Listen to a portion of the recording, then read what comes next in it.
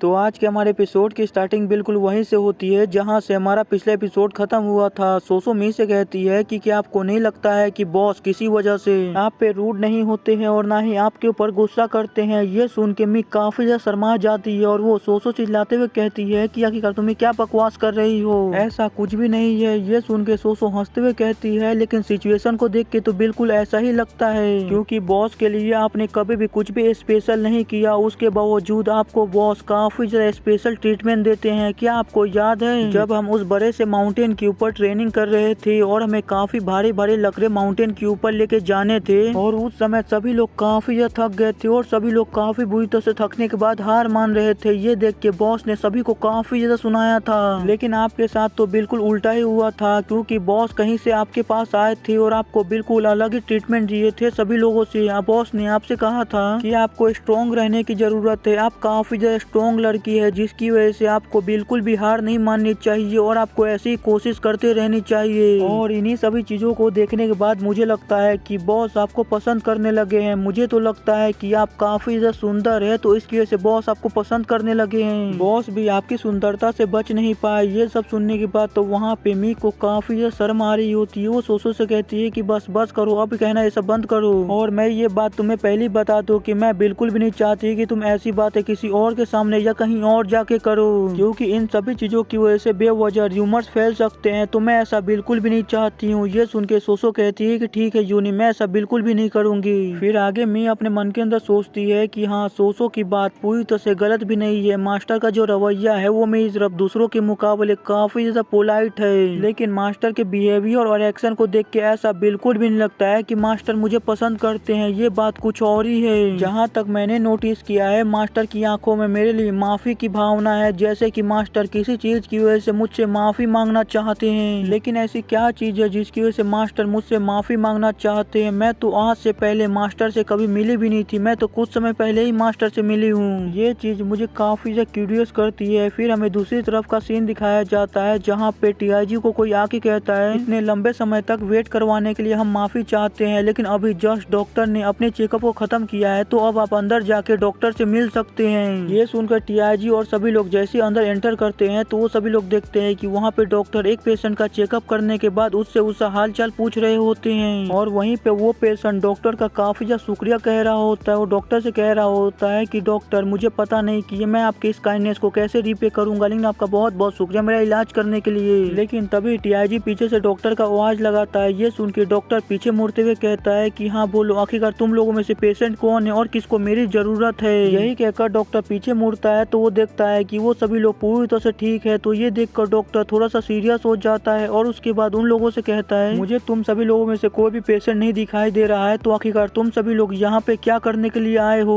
फिर हमारा scene shift हो जाता है। हमें कुछ समय बाद का सीन दिखाया जाता है जहाँ डॉक्टर अपने कमरे के अंदर होते हैं और उन सभी लोगों से कह रहे होते हैं कि तुम सभी लोग मुरिम वर्ल्ड के मार्शल आर्टिस्ट हो, तो तुम सभी लोगों ने यहाँ पे आने के लिए काफी ज्यादा मेहनत किया होगा, तो इसकी वजह से तुम सभी लोग काफी ज्यादा थक चुके होगे, तो थोड़ा सा आराम कर लो। तभी हमें इस इंसान के बारे में बताया जाता है कि यह इंसान मास्टर हीलर होता है, यून टाई, और इसे व्हाइट हैंड डिवाइन डॉक्टर भी कहा जाता है। फिर आगे डिवाइन डॉक्टर सभी लोगों से कहते हैं कि आखिर ऐसा क्या हुआ जिसकी वजह से तुम्हें मेरे जैसे ओल्ड मैन के पास आना पड़ा। ये सुनकर तो टीआईजी पहले डिवाइन डॉक्टर से माफी मांगते हुए कहता है कि मुझे माफ कीजिएगा कि हमने आपको इतनी ज्यादा लेट परेशान किया, लेकिन हम आपका बिल्कुल भी ज्यादा समय नहीं लेंगे, हम जल्दी इन सभी मैटर को खत्म कर देंगे। ये सुनकर डिवाइन डॉक्टर उबासियां लेते हुए कहता है, हाँ हाँ ठीक है, लेकिन मुझे तो लगता है कि तुम फिर से किसी बेकार से मैटर को लेके यहाँ पे आ गए हो। लेकिन तभी टीआईजी अपने पास एक लेटर निकाल के सामने रखते हुए कहता है कि हम एक लेटर लेके आए हैं जो हमारे सेक्ट लीडर ने हमें दिया है। ये सुनकर वो डिवाइन डॉक्टर उस लेटर को उठा लेते हैं और उसके बाद उस लेटर को खोल के पढ़ने लगते हैं, लेकिन वो जैसे उस लेटर को पढ़ते हैं तो वो काफी ज्यादा हैरान हो जाते हैं। डिवाइन डॉक्टर के ऐसे रिएक्शन को देख के वहाँ पे सभी लोग भी काफी ज्यादा हैरान होते हैं। आगे डिवाइन डॉक्टर अपनी जगह से खड़ा होते हुए कहते हैं कि तुम सभी लोग जल्दी से तैयार हो जाओ, हम इसी समय इस जगह को छोड़ के मुरिम के लिए वापस निकलने वाले हैं। तो यहीं पे हमारा सीन शिफ्ट हो जाता है। हमें कुछ दिनों बाद मुरिम यूनियन का सीन दिखाया जाता है जहाँ पे काफी सारे लोग कह रहे होते हैं कि क्या तुमने ये न्यूज सुनी है क्या। दूसरा कोई कहता है कि हाँ मैंने सुनी है, इसकी वजह से तो पूरे सेक के अंदर हंगामा मच चुका है, क्योंकि कोई इंसान कुछ दिन पहले मास्टर हीलर के पास गया और उसे अपने सेक के अंदर ले आया। ये सुन के दूसरा इंसान कहता है कि हाँ मुझे उस इंसान के बारे में पता है, वो इंसान टाईजी है। तभी दूसरा कोई कहता है है, लेकिन मास्टर हीलर ने तो कहा है कि वो किसी भी सेक्ट को ज्वाइन नहीं करेंगे, तो आखिरकार वो यहाँ पे क्यों आए हैं। ये सुनकर दूसरा पर्सन कहता है कि मुझे इसके बारे में तो नहीं पता है, लेकिन मैंने सुना है कि मास्टर हीलर को देखने के लिए काफी सारे हाई रैंकिंग ऑफिसर भी पूरी तरह से पागल हो रहे हैं। लेकिन मास्टर हीलर अभी सभी लोगों से मिलने को मना कर रहे हैं। ऐसा लग रहा है कि मास्टर हीलर किसी से भी नहीं मिलना चाहते हैं। तभी दूसरा कोई कहता है, लेकिन मास्टर हीलर अभी है कहाँ पे। ये सुनकर दूसरा पर्सन बताता है कि जहाँ तक मैंने रूमर्स में सुना है, मास्टर हीलर सीधे म्यूचुअल डोंग गए हुए हैं। फिर हमारा सीन शिफ्ट होके हमें उस हेड शेफ को दिखाया जाता है, जो किसी से काफी ज्यादा गुस्से में कह रहा होता है कि आखिरकार इन सभी चीजों बकवास चीजों का क्या मतलब है। मुझे सुबह सुबह यहाँ पे बुला लिया गया है बिना किसी रीजन को दिए हुए। मुझे अभी सभी लोगों के लिए नाश्ता बनाना है, तो आखिरकार यहाँ पे मुझे बुलाने का क्या मतलब बनता है। और वहीं पे जो उसका असिस्टेंट होता है वो उसको काफी ज्यादा शांत करने की कोशिश कर रहा होता है। वो उसको कह रहा होता है कि प्लीज मास्टर शांत हो जाइए, पहले उनकी बात तो सुन लीजिए। ये सुनकर वो हेड शेफ कहता है कि आखिरकार मैं कैसे शांत हो जाऊँ, इन्होंने बिना किसी एक्सप्लेनेशन के, बिना किसी रीजन के मुझे यहाँ पे बुला लिया, ये अत्याचार नहीं तो क्या है। सनवू कहता है कि प्लीज थोड़ा सा शांत हो जाओ, जल्दी तुम्हें पता चल जाएगा कि आखिरकार हमने तुम्हें यहाँ पे क्यों बुलाया है, तो इतनी भी ज्यादा जल्दबाजी मत करो।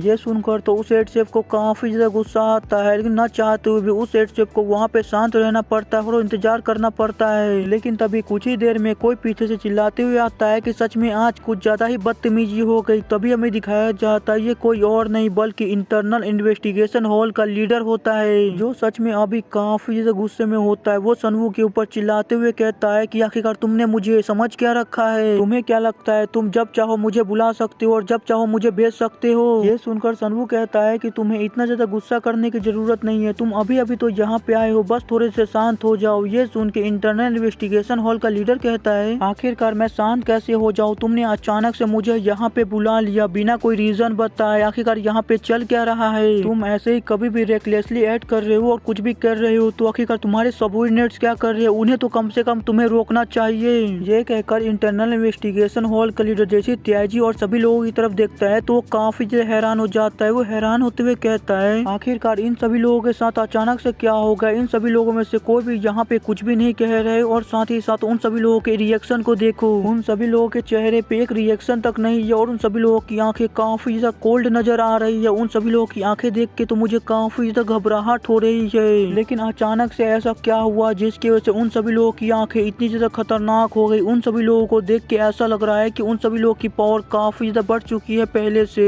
लेकिन तभी सनवू अपने चेयर से खड़ा होते हुए कहता है कि जबकि सारे इम्पोर्टेंट फिगर्स यहाँ पे इकट्ठा हो चुके हैं, तो हमारी जो ऑफिशियल इन्वेस्टिगेशन है उसे स्टार्ट किया जाए। और सनवू के इतना कहने के साथ ही आज का हमारा ये एपिसोड यहीं पे खत्म होता है। अब हम अगले एपिसोड में देखेंगे कि आखिरकार सनवू अब यहाँ पे क्या करने वाला है। और आज का ये वीडियो पसंद आया होगा तो लाइक कर दीजिएगा, नहीं हो फिर लाइक कर दीजिएगा, और चैनल के ऊपर नए हैं तो चैनल को सब्सक्राइब कर दीजिएगा, ताकि आप सभी लोगों को ऐसी और भी इंटरेस्टिंग वीडियो देखने को मिल सके। तो मिलते हैं अगले एपिसोड में, बाय।